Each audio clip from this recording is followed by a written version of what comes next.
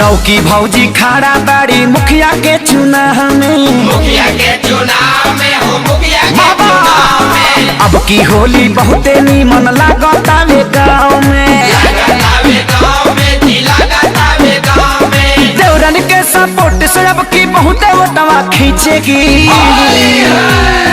जीतेगी भाई जीतेगी, चुमा देगी जीतेगी, जीतेगी भाई जीतेगी। बाकी देगी जीतेगी। चुप रहो न तला बादा से पीटेगी, जीतेगी।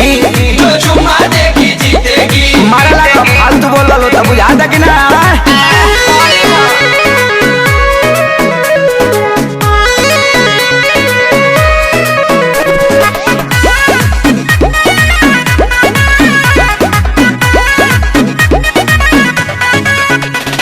सभा के खियावा तारी मुर्गा और लिट्टी, लिट्टी मुर्गा लिट्टी, मुर्गा लिट्टी लिट्टी।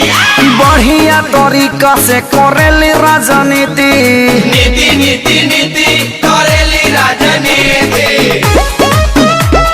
होली है। सभा के खियावा तारी मुर्गा और लिट्टी, मुर्गा और लिट्टी, हाँ मुर्गा और लिट्टी। नवा का तरीका से करेली राजनीति, करेली राजनीति हो, करेली राजनीति। शौचालय वाला पैसा ई वार्ड मेंबर में छीटेगी, हमरा ना मिली तो वोट ना दे। जीतेगी भाई जीतेगी, मुर्गी भौजी जीतेगी, जीतेगी भाई जीतेगी। मुर्गी भौजी जीतेगी। चुप रहो न तला बादा से पीटेगी, जीतेगी।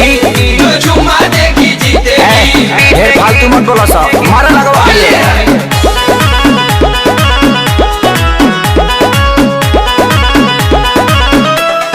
होली है।